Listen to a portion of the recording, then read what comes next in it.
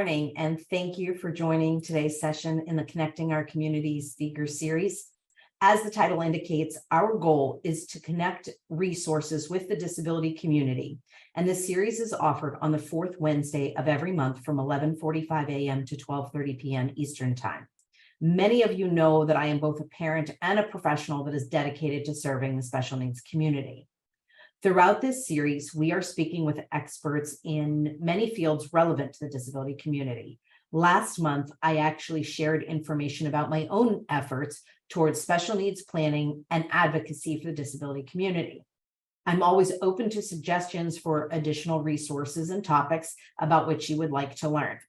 But I do want to introduce today's speaker, Andrea Matthews.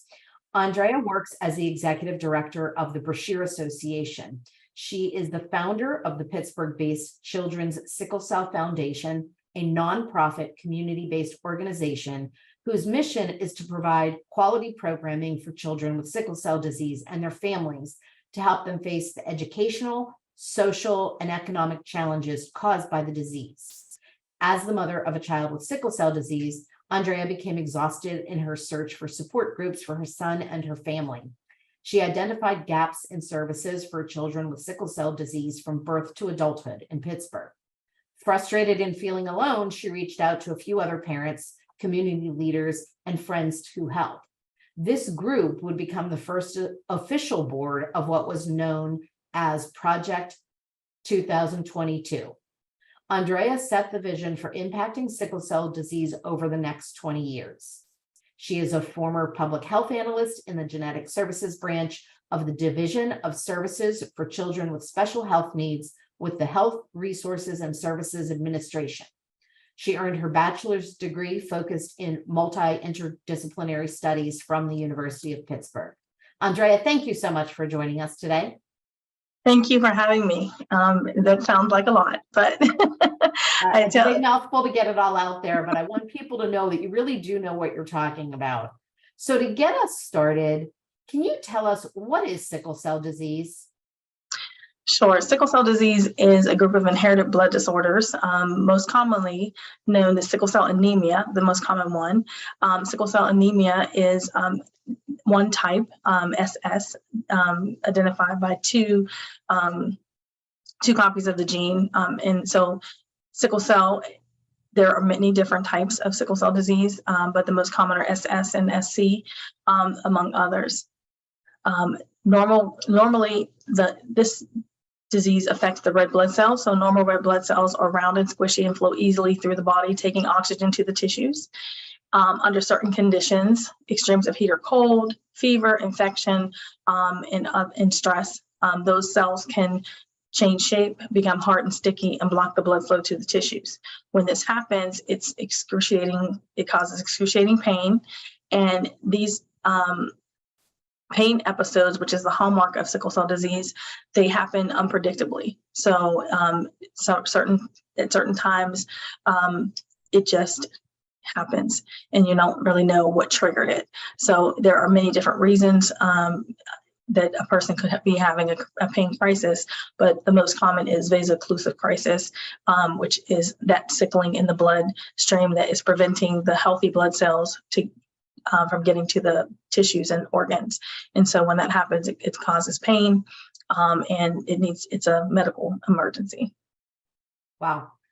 So it is very extreme. And I thank you for explaining that, because I think it's, we need to understand what it is. Something else I'll ask about, I've heard about the sickle cell trait. So how is the trait different from the disease? Well, sickle cell trait is a byproduct of having sickle. So sickle cell disease, when I say byproduct, I mean, because it is a genetic inherited disease, you have to get sickle cell disease from your parents. Both parents have to pass on one copy of a non-working gene. So we each have two copies of the gene. One comes from mom, one comes from dad. And so if both have trait, each of them they each have in their body to give one working gene and one non-working gene. When mom and dad both give the non-working gene, then the child will have sickle cell disease. If both parents give the working gene, then that child will not have sickle cell disease or trait. They will have normal hemoglobin. 50% of the time, they pass on one or the other. And when that happens, the child will have sickle cell trait.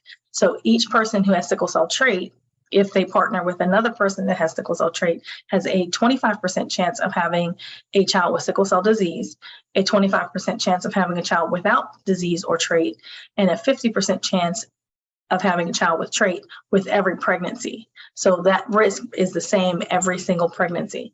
And so sickle cell trait, it differs from sickle cell disease because sickle cell disease, one is you need to be followed with medication. You need to be, you'll be on lifelong medications and experience the pain and suffering, debilitation, and so forth. Sickle cell trait is being researched right now, and that many people like myself have experienced some symptoms, but not nearly as complex and complicated and as severe as someone with sickle cell disease.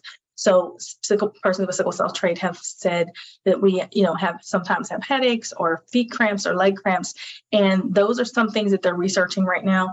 But by and large, sickle cell trait does not have any complications that are similar to having sickle cell disease. And also, under certain conditions, persons with sickle cell trait rarely have had some situations where they had exertional sickling, or when they're at high altitudes, such as what happened with Ryan Clark when he was playing football in Mile High Stadium. That was a very rare occurrence where he, needed to have a surgical intervention, but having sickle cell trait. So staying hydrated, if you have sickle cell trait, staying hydrated, watching when you're, exercising, everybody should stay hydrated, right? So it's really important. What they're doing to address the exertional sickling that sometimes has happened, and people have heard on the football field for people who are doing football conditioning in college, they are making sure that everyone is staying hydrated, working with conditioning, and also doing some follow-up trait testing so people know that they have sickle cell trait. You might be wondering, how do you know if you have sickle cell trait? I was just going to ask you that. Most people in this country have been, if you were born here in the United States, or if you were born in Puerto Rico and some of the islands, there is newborn screening for sickle cell disease. So newborn screening in and of itself is a successful health program that you might have heard of it, called the PKU test. Everyone says, oh yeah, my baby had the PKU test. Well, the official name of that is the newborn screening. And so newborn screening is a panel of many conditions that are identified at birth that have a treatment, and sickle cell disease is one of those. So when you're tested for sickle cell disease, when your child is given a newborn screen within the first couple of days of life, you're in this nation, thank God, every baby is screened, and every baby is screened for sickle cell disease. And we learned that they are screening because of that. The sickle cell trait information is available. Now, how that information for sickle cell trait gets to the parent is depending on how the state determines how they are going to share it. So in Pennsylvania, sickle cell trait data is shared with the parents, and there is a follow-up. So what happened with our family is that my first child was born in 1992, and she has sickle cell trait, but there was no newborn screening, did not start in Pennsylvania until September 1992. She was born in February, so she was missed. And so we didn't know she had trait until after my second child was born in 1995. She was born with sickle cell trait, and there was follow-up. So the follow-up letter came.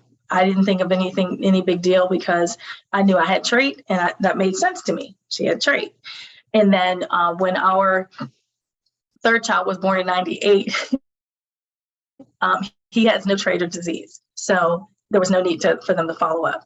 By the time Jonathan, my son, was born in 2000, when they called, it was I call it the fateful Friday, because it was a Friday afternoon, and they called to give me the newborn screening results. and told me that he had sickle cell disease. And I said, no, not genetically possible. My husband does not have trait. And the nurse said, well, yeah, our tests are pretty good, so you need to come in. And that phone call changed our lives. We literally were caught off guard. Did not know my husband was a trait carrier at that moment, but followed through, went to the hospital, received the confirmatory testing, which we had to wait a week to get the results. That was, we were told, here's a very long week. It was, here's your newborn screening result. This is what it means. We're going to take a little blood out of your perfect newborn, that perfect until that day. We're like, oh my God. And they gave me a script and said, you need to fill this and give it to him right away. The prescription was for penicillin.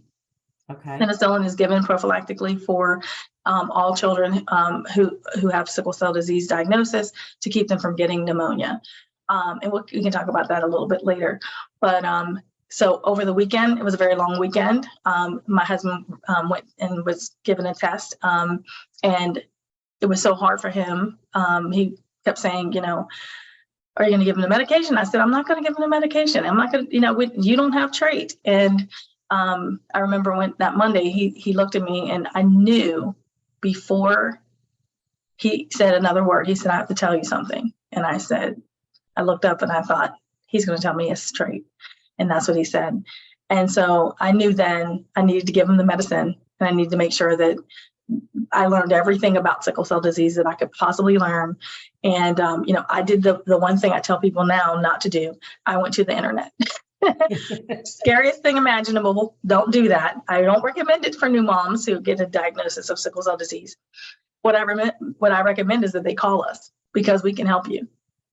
But in the meantime, we went ahead and gave him the medication, and then received the official diagnosis that he did indeed have sickle cell anemia, which is the SS form. It is considered the most severe form of sickle cell disease. But if you talk to people who have other forms, and when they're in pain, that's also a form.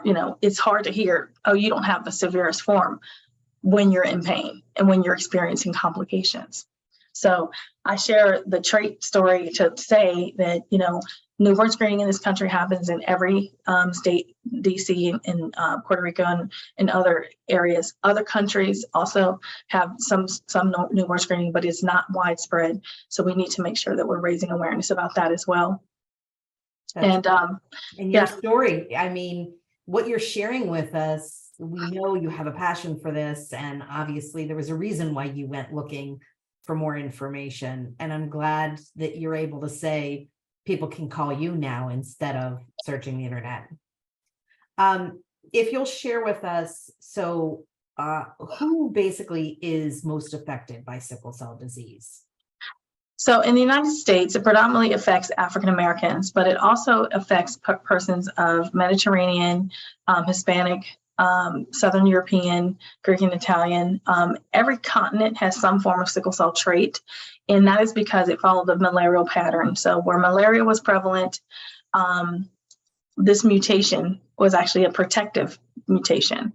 So if you have sickle cell trait, you have a little bit of protection against dying from malaria. That doesn't mean not take the medication. You still have to take the medication, but it's more likely that you won't die from malaria if you didn't have access to medication. If you have sickle cell disease or not, then you're at a higher risk for dying from malaria. So it was actually a protective thing that the human race did for itself. However, the byproduct is this 25% chance. And, as any math person would say, the 50% is going to live longer and stronger, but, in a malaria, rich area, but we're not in malaria rich, right? And we do have medications for malaria. So the disease itself, even though it is a chronic, debilitating disease, it does not have a cure. There are some curative therapies out there, not widely available for everyone. Bone marrow transplant is a curative therapy, and some people have been cured of sickle cell disease, but this fight is long from over, because not everybody can have a bone marrow transplant. Not everyone has. In order to do so, the best outcomes are when they have a sibling match, and Jonathan had 3 full siblings, and none of them matched to the place where they were comfortable doing a transplant. I was devastated by that, because I wanted him to have a transplant. I wanted him to be cured. Lots of research going on right now about this, and they're also doing some half-matched transplants. So there's a lot of new therapies coming along, and gene editing is, promising and looking promising. So I just don't want to lose fact that there is no universal cure for sickle cell disease right now, and that's what we're kind of waiting for.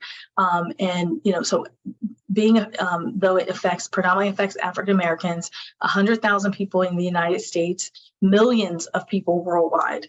Literally on the continent of Africa, there are 365,000 babies born every day.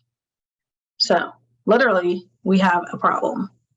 So that's a lot of people to have. It's a lot of people that, thanks to you, now more people will know more about it. Yeah. And you had started to mention this, but what are some of the health conditions that are caused by sickle cell disease?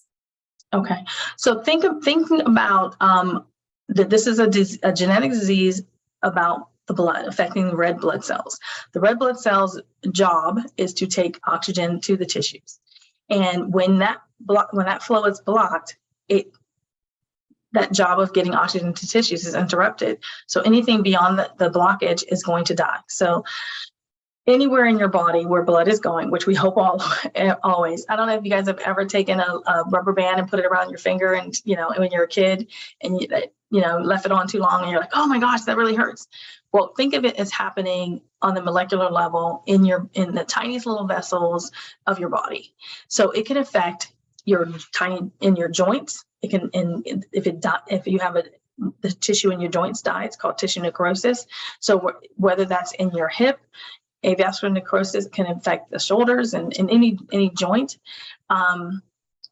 Stroke, if it happens in your brain, it can cause a stroke. If it happens in your lungs, it can cause acute chest syndrome. And those two are most common. So when you think about stroke and acute chest syndrome, people have had the sickling in their lungs. In that, if you have sickling in your lungs, you can't get the blood to your lungs, and you can't do the exchange. And it's very painful, and it's very, and of course, we all know that the stroke can be life-threatening. All of these things are life-threatening. The day-to-day complications that people live with, the pain, whenever someone's having pain, the sickling started long before the pain actually started. So it's happening even when the pain hasn't started yet. So these episodes of extreme pain are indicators that your body is undergoing a sickling crisis, and wherever that pain is, that's where the pain or swelling is. That's where the sickling is. So complications can be many, many, many. What it is, some people have had loss of kidney function, affects the eyes, and causing sickling in the eye. It's very important that persons with sickle cell disease and their families, really take a hard look at staying in care, making sure they're in comprehensive care, seeing a hematologist, having a primary care physician to take care of everything else, because you're a person first, and you're a person with sickle cell disease. So in addition to having sickle cell disease, you might have some of the other things that everyone else has as well. But staying in touch with their physicians, making sure that you're getting enough rest and hydrating, those are all ways to kind of manage sickle cell disease, but mostly taking good care of yourself, understanding the disease, understanding that you can live well with sickle cell disease, but you have to be on top of it. And just leaving sickle cell disease unmanaged is going to lead to debilitation and ultimately death, which is very hard for me to say. I understand that, especially as you tell us your own story. If you can, please, can you tell us how it impacts children specifically? I know your foundation was formed around children initially. So how does it impact children? Wow. So children, so up till the age of around 18 months, they have a protective hemoglobin called fetal hemoglobin. Um, Sometimes it doesn't last the full 18 months, but a child needs to be in care from birth and seen routinely.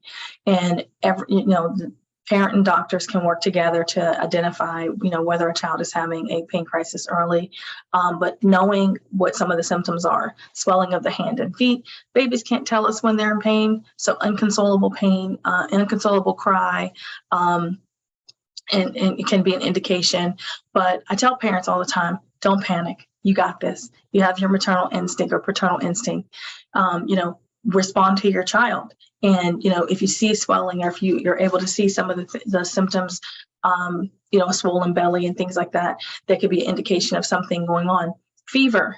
Most people don't know that fever is a emergency with a child, a baby, infant, or young child with sickle cell disease, because it could be an indication of an infection that could creep into the bloodstream and cause sepsis. So it's very, very important to not ignore fever and not treat fever at home, but to reach out to your physician, let them know what's going on. And a fever of 101 degrees Fahrenheit or higher is a medical emergency and should be, contact your doctor right away and prepare to go to the emergency room. Wow. So you did indicate usually first 18 months they have that hemoglobin, but beyond that, when we see these symptoms, we need to seek care. That Sure. You started with when they're babies, and we as parents have to watch for those things. Sure. But as they get older, are there certain things that you see as children, are school age or into their teenage years that would change? Sure. So what I meant by that, and I'll go back to 18 months for a second, just to clarify, any age fever from birth on, fever is a medical emergency. I don't want anybody to think it's okay for 18 months, up until 18 months. Every baby's different. My son went into crisis when he was 10 months old. So I had to be very careful to think, to correct that. But so as kids get older, depending on what their disease severity is and how their course is, if they've haven't had a stroke, that's something to keep a watchful eye out for any, signs of stroke. So, a sudden fall, drooping in the face and things like that. In our case, he had silent stroke. So we did not know until we had a situation where he was in excruciating pain and then falling asleep. And this was something that was very different from what the doctors had ever seen. And he would wake up crying and crying and crying, and then just fall right back to sleep. And I thought, oh my goodness, what's happening? And what we didn't know is that he had a silent stroke.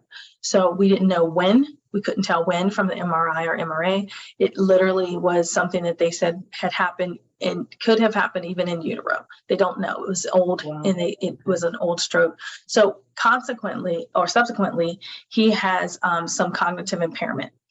So what they're finding now is that kids are, and as they grow older, they can have these silent strokes or silent infarctions that can leave them with some cognitive impairment.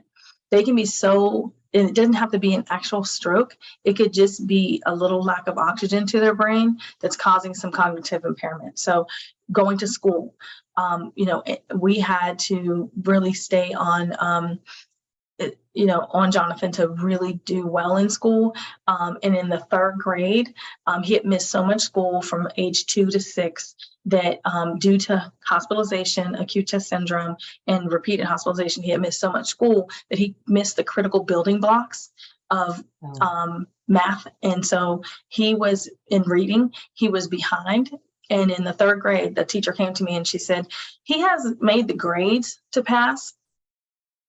It was second grade because he was going into the third grade. He's made the grades to pass into the third grade, but we're really concerned about him because from K to 2, they're learning to read. And from third grade on, they're reading to learn. So he needs to have these critical building blocks. And so right away, I, searched around and I looked for a tutor, and I had an in-home tutor come in, and in 11 weeks, understanding how he learns differently and how, what his executive functioning limits, at that time, limitations were, we were able to get him those building blocks over the summer. I still held him back. I know he doesn't he doesn't like to say it when I say that, but I held him back in the second grade and let him learn everything that he needs to learn. He did improve 2 reading levels, and he was reading by the 4th grade. He was reading on target. So interventions as kiddos get older, helping them understand what a pain crisis is, different from I fell and I got hurt. Right. Different pain is different. As they grow older, giving them the tools that they need to start talking with doctors, understanding how to advocate for themselves is extremely important, because by the time that they are 18 and they're having to make medical decisions for themselves, I felt that it was necessary to help him understand what sickle cell disease is, why this, he is in the hospital, and how important it is for him to have a relationship with his medical team, because he's driving the bus. And he has known his medication since he was about 9 years old. He knew, how to take it, when to take it, and everything. And then he was able to transition from pediatric to adult care pretty seamlessly. But he still uses me as a resource, and I appreciate that because I'm still a helicopter mom. And but that as they grow older, it's really important to help them develop the advocacy skills for themselves so that they feel comfortable, asking for accommodations when they need them, and if they need them in school. And that's something that he had to do in high school.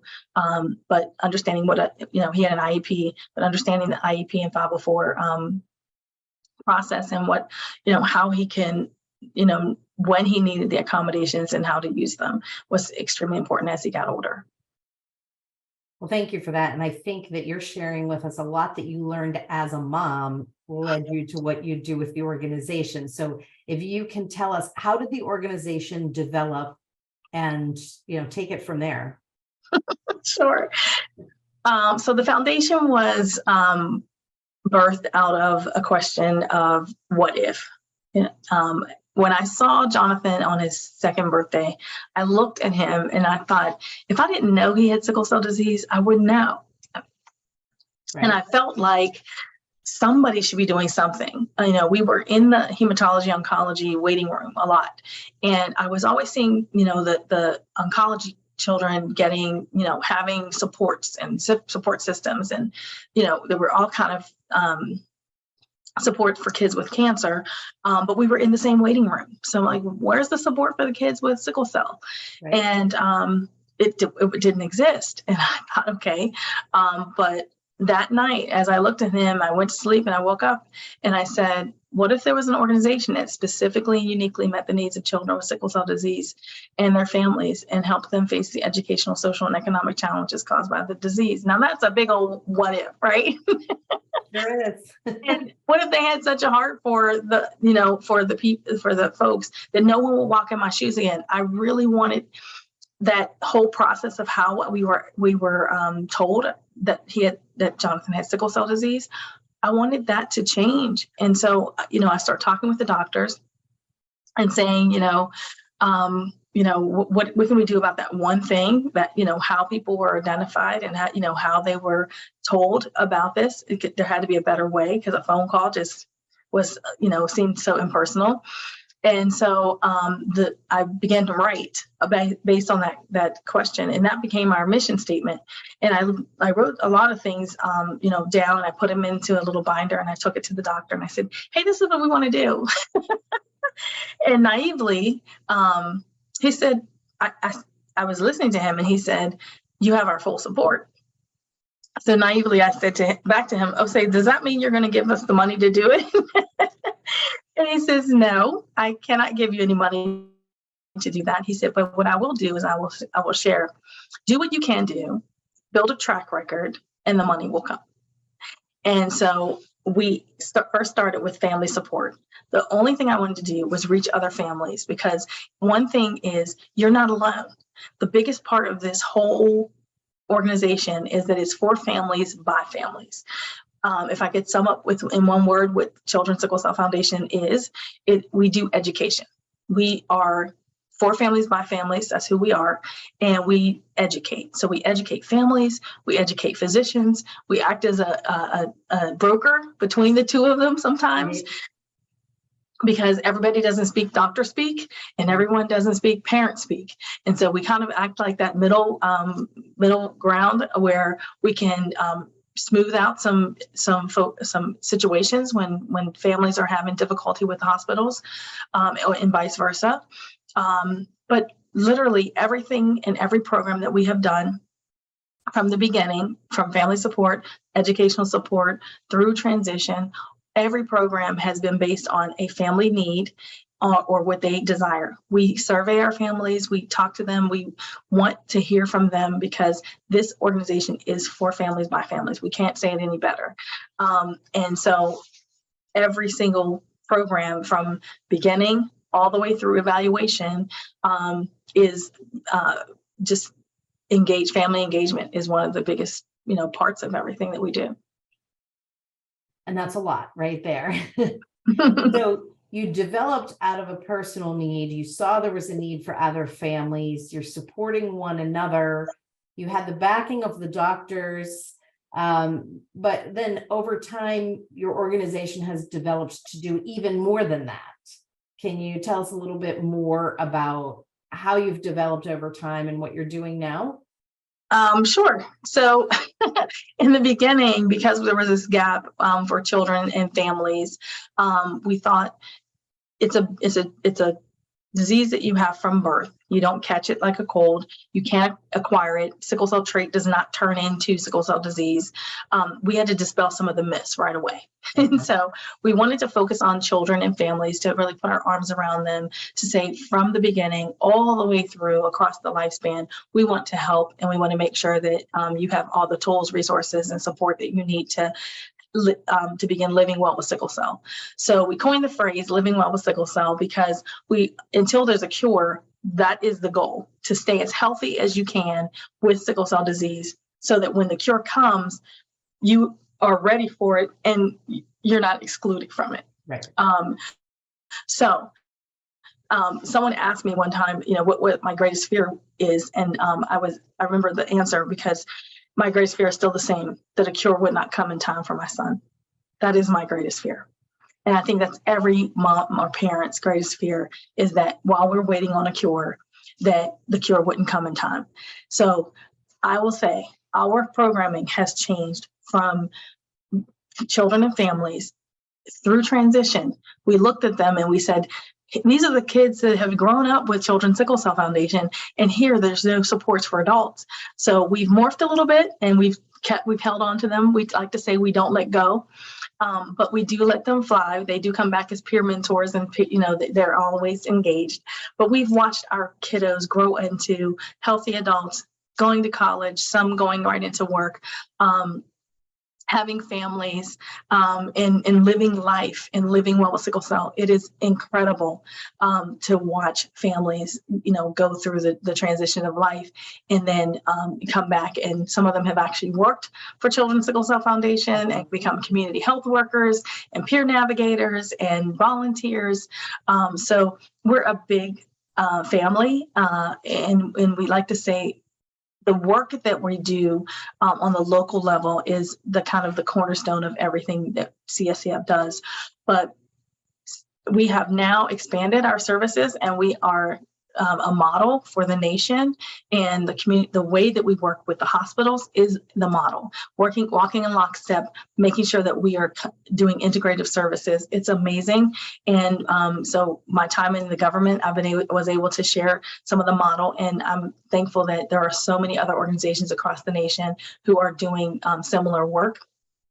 We are tasked now and blessed to be able to say that the state is entrusted 3/5 of the state to us.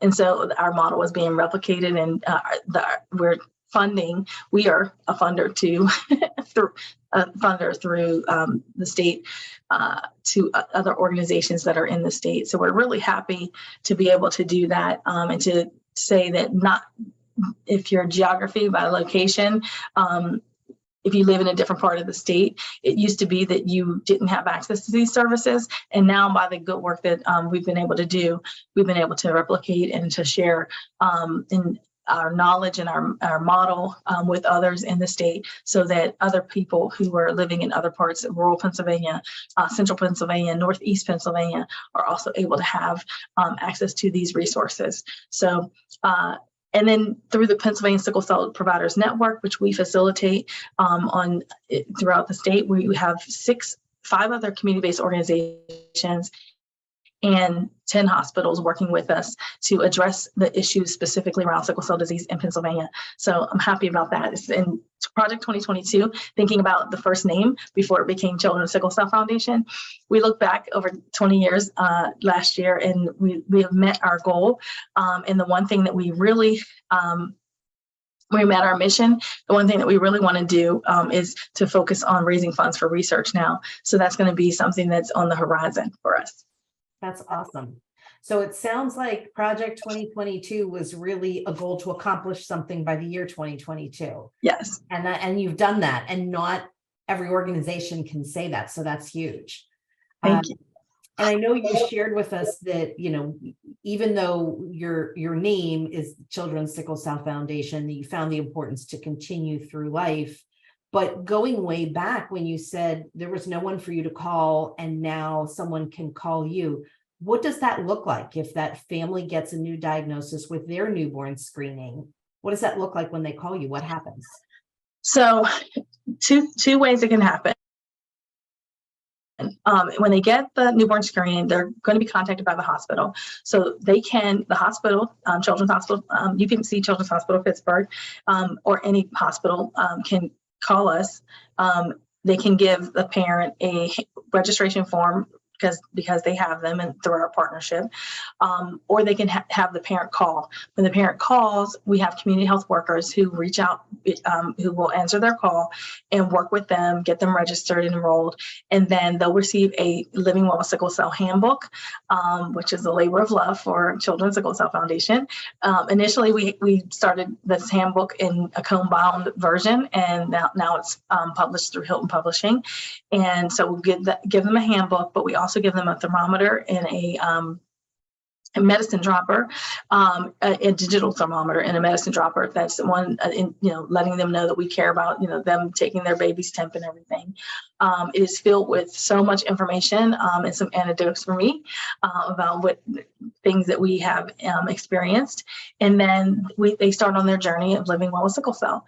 So all of the families from birth to 5 years old have received this handbook, and they would be given a community health worker to continue to help them navigate throughout their entire child's life. So when they transition, their community health worker then would help them with a tour, go to UPMC sickle cell program or the program of their choice, depending on where they are. And then if they happen to move to the other part of the state, we have partners in the other part of the state as well who can help them and provide a community health worker for them.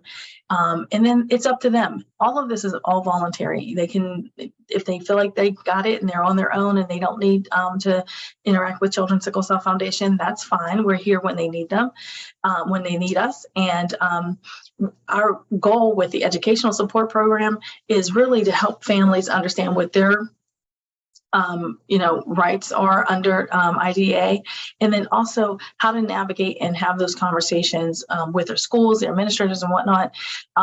One of the things that we kept thinking with that particular program was more families, more families, more families. We want to do more families. Well, what we found was that when you teach families how to stand on their own and how to advocate for themselves, you don't do more families, you do different families. Everybody's coming into that new space that everyone doesn't have a school-age child, but by the time those children who are 5 enter school, then it's time for the parent to advocate for their own children, and we'll be here as a resource. So it's not about doing more families. We touch a number of families, every year, and we have about 6 600 in the southwestern Pennsylvania area. So, and that's peds and adults. So, but we also we're online in our Facebook page. I have a private Facebook page for any mom who has a child with sickle cell disease. It's called Sickle Cell Moms Rock. And so if you are out there and you have a child with sickle cell disease, and it's open to dads too, but it is a private group. And so that, you would need to, ask to join and go through some questions, but happy to be able to connect with social media. And we have over 2,000 members in that group. So Wow. It is not just in Pittsburgh, and it's not just, for those who can come physically to the building. We learned that through COVID, and we learned that more people come out to family support online than they ever did in person. And we're happy to share the information. That's awesome. Now, kind of shifting, you mentioned the social media, so kind of on the tech thing, and you've used the term a couple times of living well. Tell us about your app. Okay, so the Living Well with Sickle Cell app is the first app that was developed for families by families. It is a stakeholder-driven app. We did 3 sets of focus groups with families, parents with children 11 to 17, and then we did another focus group with 18 and older. And then we did one with the docs, and we said, how many trackers would you use? What type of apps are you using now? And we learned that some were using apps that monitor their hydration, that we're using 2 or 3 different apps. So we put all of that all together, did all the wireframing with the help of the Pitt Students Consulting for Nonprofits. And then the whole project stalled in 2014. And then we didn't think it was going to happen. But later on, because, it was meant to be, and it was and it was a promise kept to the families. We were able to do to launch this in 2021, and it is a self-management app. So you can put medication reminders in there, appointment reminders. It's really helping with transition age kids, young adults, because they're able to use the integrated calendar feature with their phone. It's available on iOS and Android. And we just wanted to wait too, because getting an app on the App Store is really difficult, and we were able to do it. So we're happy and just thrilled to be able to do that. But it helps them manage their calendars, their pain, their mood, and their hydration. So we're really thrilled about it. And I think one of the biggest wins of this whole thing is that I have researchers now looking and reaching out to us saying, hey, can we use this with a group of young adults to do some research-based do some research on how well people are taking care of themselves. And, it's open for anyone. If it is an educational resource, it has tons of vetted resources in it from the CDC, the American Society of Hematology, and so many more. But if you want to know anything about sickle cell disease, you can download the app. It's open to anyone, and it's absolutely free. Awesome. And just if you're doing a book report, one out there doing a book report. If you want to do a book report on sickle cell, this is the app to get. And it's an amazing resource for anyone who just wants to know a little bit more about it or wants to help someone they know live well with sickle cell. That's awesome. And I don't want to run out of time without sharing your contact information. So I'm going to share my screen.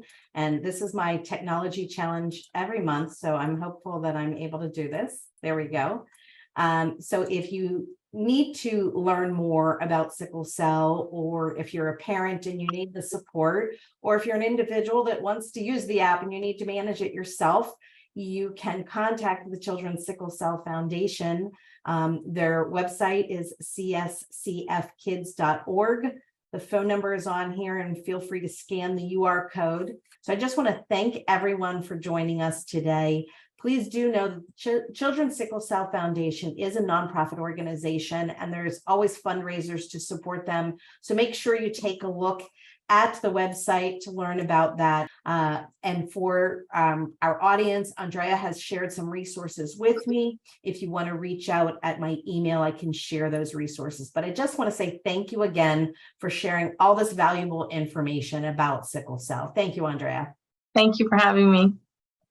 Have a great month.